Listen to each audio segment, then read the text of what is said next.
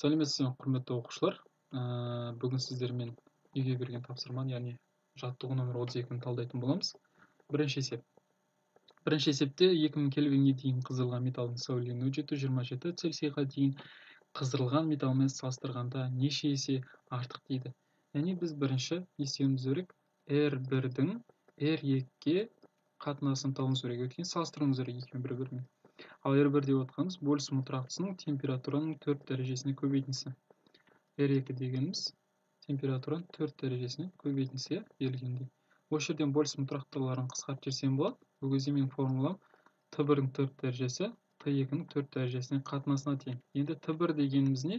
Т2 дегеніміз неге тоқталайық? Т1 деп отқанымыз 2000 кельвин, ал Т2 дегеніміз ол 727 цельсиймен берілген. Оны біз кельвинге айналдыруымыз керек. Кельвинге айналдыратын болсақ, 273 кельвинге қосамыз. Сол кезде бізде 1000 кельвинге тең болады.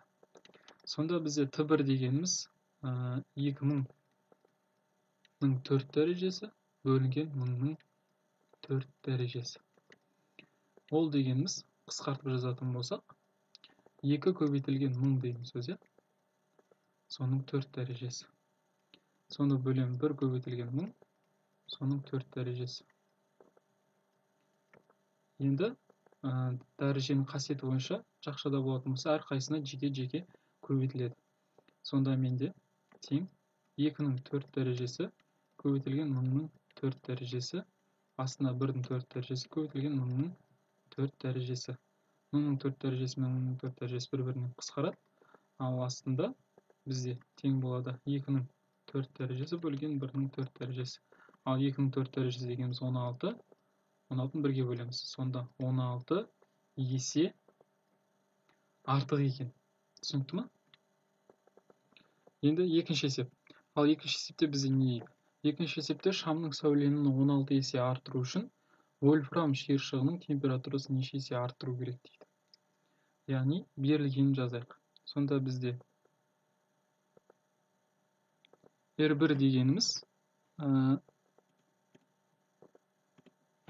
сонда бізде R тең бөлісім тұрақтысының температураның 4 дәрежесі. Сонда R-ді сәуленуді 16 есе арттырса, сонда бізде температурамыз неше есе болу керек? Сонда 16 дегеніміз ол 4-тің қай дәрежесі? Ол 2-ның 4 дәрежесі болады. Сонда 2 есе арттыру керек екен температураны. Түсінікті ме? Бұл қарапайым логикалық түрде орындалатын тапсырма. Ал үшінші тапсырмада бізде не дейді?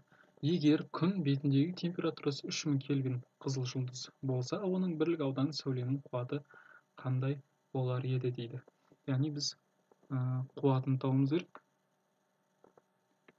Ол кезде біздің формуламыз R тең бөлісім тұрақтысының температураның 4 дәрежесі. А бөлісім тұрақтысын біз білеміз. 5,67 көбейтілген 10-8 көбейтем температураның 4 дәрежесі, яғни 3000 кельвиннің 4 дәрежесі. Сонда тең деп жазам. 5,67 көбейтілген 10-8. Ал мына жердегі 3000 деп отқаным ол 3 көбейтілген 1000 деген сөз ғой, 1000 4 дәрежесі. Сонда 5 көбейтілген 67, 10-8. Енді дәреженің қасиеті бойынша әрқайсы жеке-жеке көбейтіліп жазылады. 3-тің 4 дәрежесі. 1000 деп отқаным ол 10-ның 3 дәрежесі. 10-ның 3 дәрежесі. 4 дәрежеге көбейтіледі, ол 10-ның 12 дәрежесі болады. Яғни дәрежелермен жұмыс жасайық. Тең. Сонда мен дәрежелерім 10-8, 10-ның плюс 2. 12 дәрежесі. Сонда менде болады 10-ның 4 дәрежесі. Сонда 5,67 көбейтемін. 3-тің 4 дәрежесі дегенім ол менде 81. Сонда 5,67 мен 81-ді көбейтем. Ол менде